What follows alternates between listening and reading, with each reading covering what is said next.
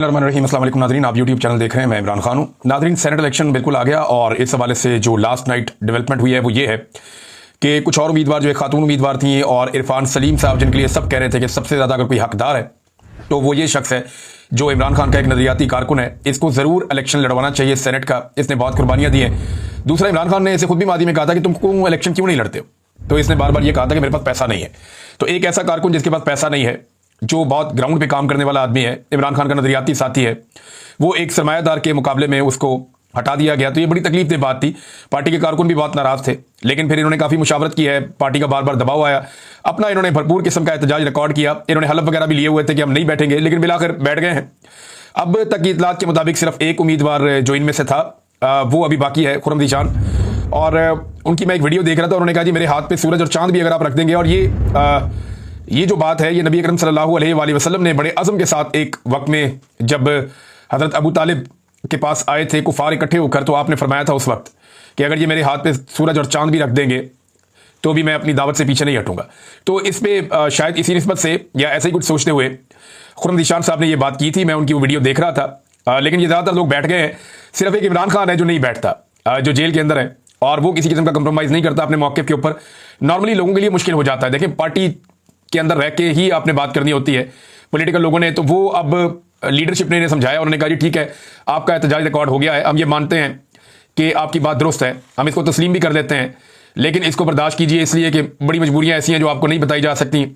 तो वो मजबूरियां ये बताई गई हैं कि मिर्ज़ा अफरीदी या इस तरह के लोग जो हैं वो अब मजबूरी हैं, और बिला मुकाबला इलेक्शन करवाना भी मजबूरी है। अगर इलेक्शन मुकाबले के साथ होता है तो बड़े प्रॉब्लम हो जाएंगे, और मुकाबले के साथ होता है तो दोनों तरफ से दावे किए जा रहे हैं कि जनाब बंदे टूट जाएंगे और इतने बंदे टूट जाएंगे और फलां को वोट पड़ जाएगा। हत्ता कि ये जो नाराज लोग थे जो अपने कागजात नामजदगी वापस नहीं ले रहे थे, ये भी ये बात करते रहे हैं कि 20-25 लोगों ने इनसे भी रब्ता किया और इन्हें भी वोट मिल सकते थे। बहरहाल इरफान सलीम साहब से मुझे था कि शायद इन्हें वोट ज्यादा पड़ जाए, क्योंकि सारी पीटीआई इनको जानती है और इनकी कदर भी करती है। बहरहाल ये लोग बैठ गए हैं और अभी भी इलेक्शन होगा, इसलिए कि एक आधा उम्मीदवार अभी तक, जब मैं वीडियो रिकॉर्ड कर रहा हूं, अभी तक बाकी है। और अगर उन्हें भी बिठा लिया जाता है तो फिर सूरत हाल गंडापुर साहब के कंट्रोल में आ जाएगी, या एस्टेब्लिशमेंट की या पीडीएम की जमातों के कंट्रोल में आ जाएगी। फिर मिल बांट के जो सेनेट की नशिस्तें हैं वो एक दूसरे को दे दी जाएंगी और बड़े आराम से सब हंसी खुशी रहने लगेंगे। तो ये हो सकता है। अब इलेक्शन जो है वो भी जो है वो बंदूकों के साए में होगा। सिक्योरिटी के बड़े ज़बरदस्त इंतजाम इलेक्शन कमीशन ऑफ पाकिस्तान ने किए। अदालत ने जो किया वो सबके सामने है, उसे एक अदालती ज्यादती करार दिया जा रहा है। उमर अयूब साहब कहते हैं, जो अपोजिशन लीडर हैं कौमी असम्बली में, कि ये सब कुछ या तो किसी मुकम्मल बनाना रिपब्लिक में हो सकता है या पाकिस्तान में हाइब्रिड निज़ाम के तहत खैबर पख्तूनख्वा में ऐसी सियासी जमात को पीटीआई की रिजर्व नशिस्तें दे दी जाती हैं जो कोरम के लिए भी मतलूबा तादाद पूरी नहीं कर सकती। माशाल्लाह इलेक्शन कमीशन एतवार के दिन अपने दरवाजे खोलता है और पेशावर हाई कोर्ट को खत लिखता है कि गवर्नर को खैराती एमपीएस से हलफ लेने का इख्तियार दिया जाए, और वही होता है। सुभान अल्लाह। जब सुप्रीम कोर्ट ने गुज़िश्ता साल रिजर्व नशिस्तें पाकिस्तान तहरीक इंसाफ को देने का हुक्म दिया था, तो उस वक्त इलेक्शन कमीशन कहां था? क्या उस वक्त कमीशन स्लीप मोड पर चला गया था, या कोई हाइब्रिड वायरस इस स्ट्रेटेजिक बेअमली में मुब्तला कर चुका था इन्हें? बहरहाल ये इलेक्शन कमीशन, अदालत, ये चीज़ें अब किस्सा परीना हो गई। अब अगर पाकिस्तानियों को अपनी किस्मत बदलनी है तो उन्हें बाहर आना पड़ेगा, क्योंकि पाकिस्तान की एस्टेब्लिशमेंट ने पूरे निज़ाम को ऐसा जकड़बंद बांध दिया है कि अब ये निज़ाम उनकी मर्जी के बगैर सांस भी नहीं ले सकता, ये निज़ाम उनकी मर्जी के बगैर हिल भी नहीं सकता। अदलिया पूरी कंट्रोल है, पार्लियामान कंट्रोल है, हुकूमतें कंट्रोल हैं, इदारे सारे के सारे कंट्रोल्ड हैं, मीडिया पूरी तरह से कंट्रोल्ड है। हर चीज़ पाकिस्तान की एस्टेब्लिशमेंट की गिरफ्त में है इस वक्त। इनकी गिरफ्त इतनी अच्छी पहले कभी नहीं थी जितनी अब हो चुकी है। अब अगर अवाम ये चाहती है कि अवामी फैसलों का एहतराम किया जाए या अवाम की बात भी सुनी जाए, तो फिर अवाम को चीखना पड़ेगा, उन्हें बाहर निकलने के बाद अपनी आवाज़ उठानी पड़ेगी।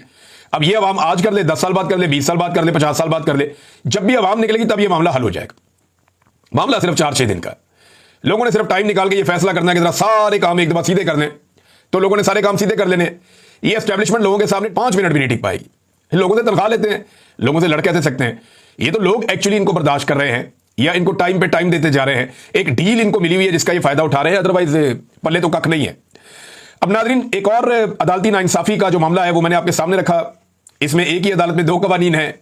छुट्टी के रोज हलफ लेने का हुक्म आ गया, मगर हलफ बर्दारी के खिलाफ पटिशन तक वसूल ना हुई।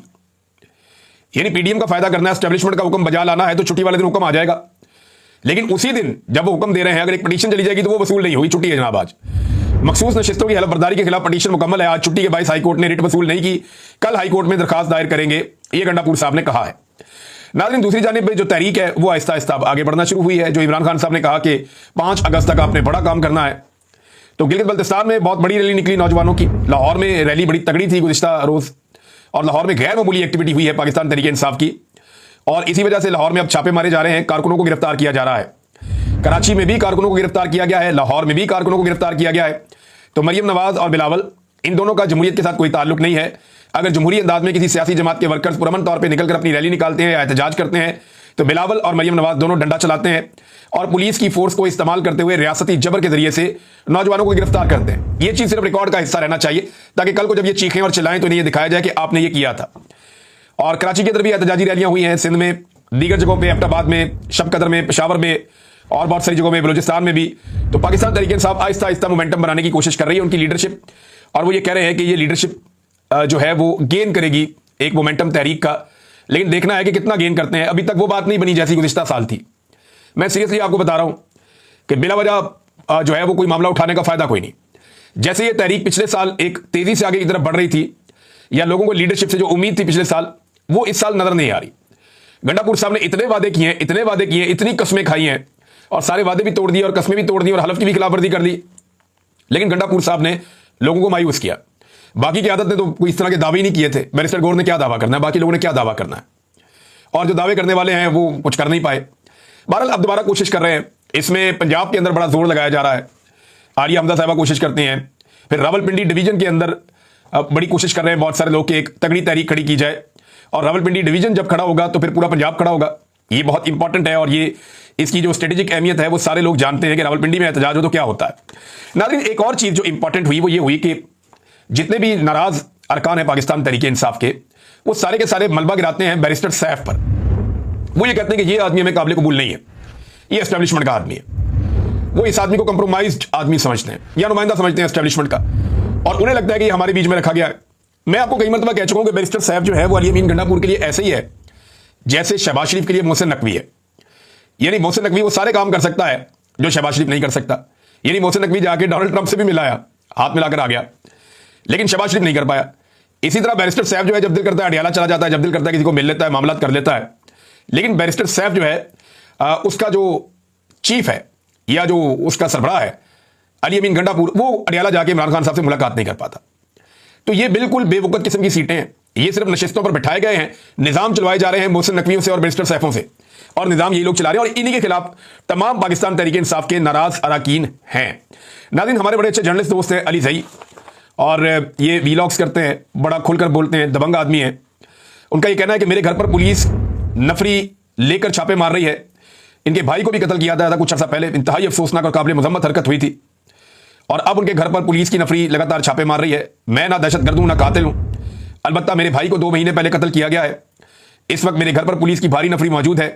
अली अमीन गंडापुर, फैसल अमीन साहब, ये तहरीक इंसाफ की हुकूमत है। ये अली ज़ई ने सवाल उठाया है।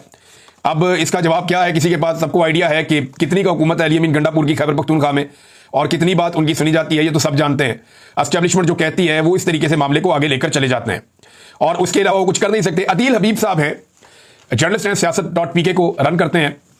उन्होंने एक बड़ा अहम नुक्ता उठाया, और ये मैं बहुत सारे और लोगों से सुन भी चुका हूं, पहले आपको बता भी चुका हूं, कि पाकिस्तान की जो इंटेलिजेंस इदारे हैं या एजेंसियां हैं, स्पेशली जो मिलिट्री एस्टेब्लिशमेंट की जो एजेंसियां उनके साथ काम करती हैं, ISI या मिलिट्री इंटेलिजेंस या दीगर, वो नॉर्मली ये देखते हैं कि आर्मी चीफ को कोई गाली ना दे, कोई बुरा भला ना कहे, कोई इदारे के खिलाफ कोई प्रोपेगेंडा वगैरह ना हो, तो इस मामले में वो आ जाते हैं कि यार ये ना करें आप।